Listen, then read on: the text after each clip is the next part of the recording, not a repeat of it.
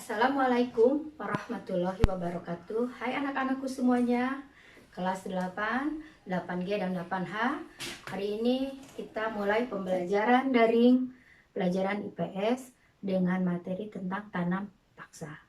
Namun sebelumnya seperti biasa, sebelum pembelajaran daring ini kita berdoa bersama-sama biar belajar kita mendapat barokah dari Allah Subhanahu wa taala, dimudahkan dan dilancarkan.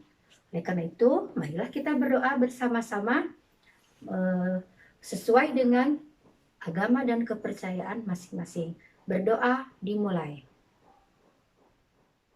Selesai.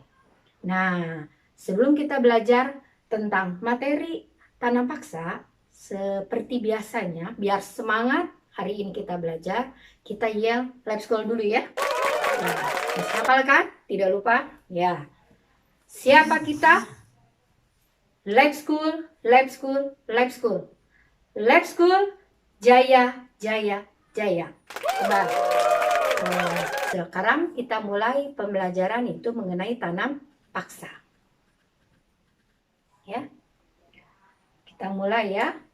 Apa itu sejarah tanam paksa? Sejarah tanam paksa atau Kalterstelsel adalah sistem yang diberlakukan oleh pemerintah Belanda untuk mendapatkan pemasukan.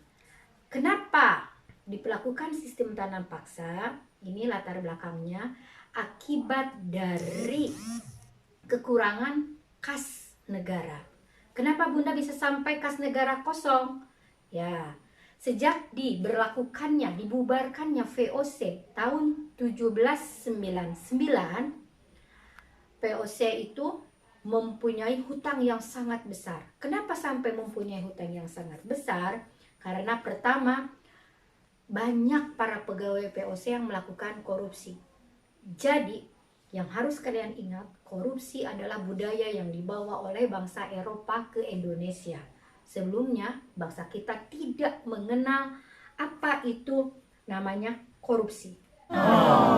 Jadi, yang pertama, akibat dari kas negara yang kosong, yang disebabkan oleh korupsi.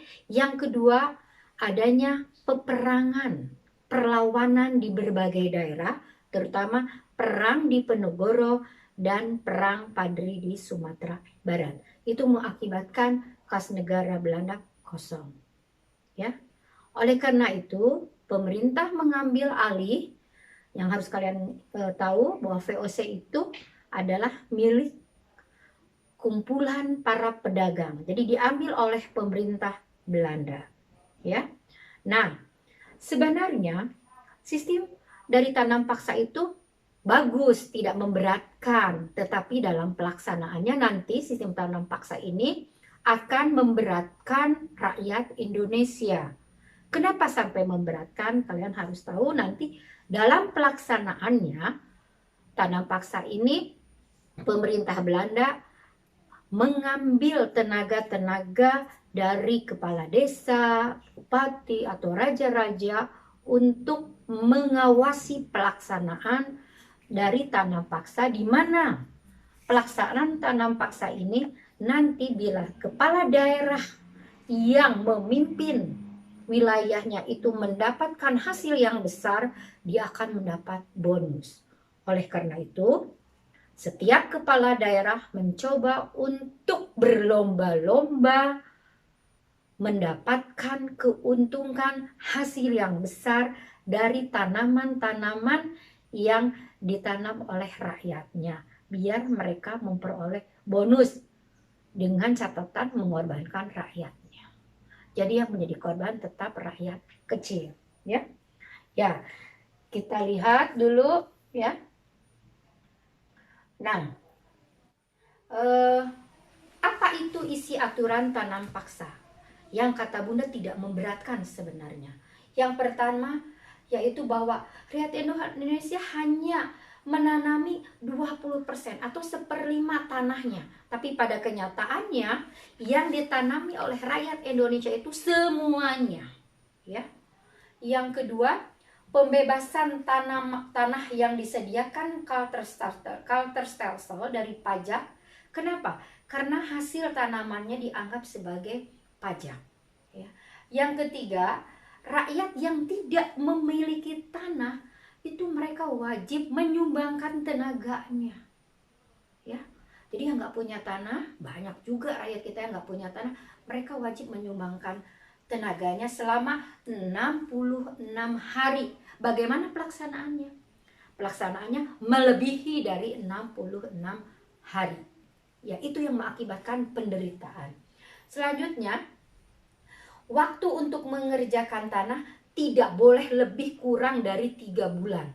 Tapi kenyataannya lebih dari 3 bulan. Yang keempat, kelebihan dari hasil pertanian yang ditanam oleh para petani harusnya dikembalikan kepada rakyat. Kenyataannya tidak dikembalikan. Ya. Keenam, kerusakan atau kegagalan panen yang diakibatkan oleh bencana alam, misalnya gempa, banjir, ya, belum ada corona seperti saat ini, ya. Tapi sudah ada wabah penyakit, misalnya kayak muntaber itu sudah ada, ya. Nah, itu hasilnya itu menjadi tanggung jawab pemerintah. Tapi pada kenyataannya tetap ditanggung oleh rakyat Indonesia. Yang terakhir, ketujuh, penyerahan teknik pelaksanaan aturan tanam paksa dilakukan oleh kepala desa. Nah, inilah yang menyebabkan mengapa rakyat Indonesia menderita. Karena teknik pelaksanaan ada di tangan kepala desa. Ya. Jadi terjadi penyimpangan-penyimpangan, adanya kepentingan-kepentingan pribadi. Ya. Nah, yang harus kalian ketahui nanti, tokoh dari sistem tanam paksa itu adalah Van de Bos.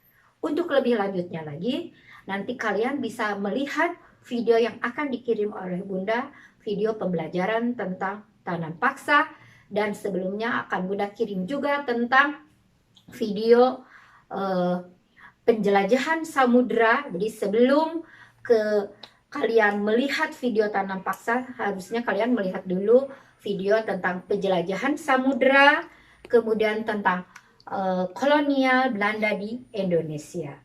Untuk pembelajaran hari ini Bunda cukupkan sekian.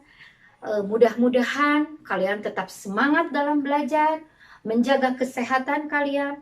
Jangan lupa untuk selalu mencuci tangan, ya, dengan sabun dan air yang mengalir. Yang kedua, jaga jarak. Dan yang terakhir, tetap di rumah aja. Wassalamualaikum warahmatullahi wabarakatuh. Salam Lab School. Lab School Jaya Jaya Jaya.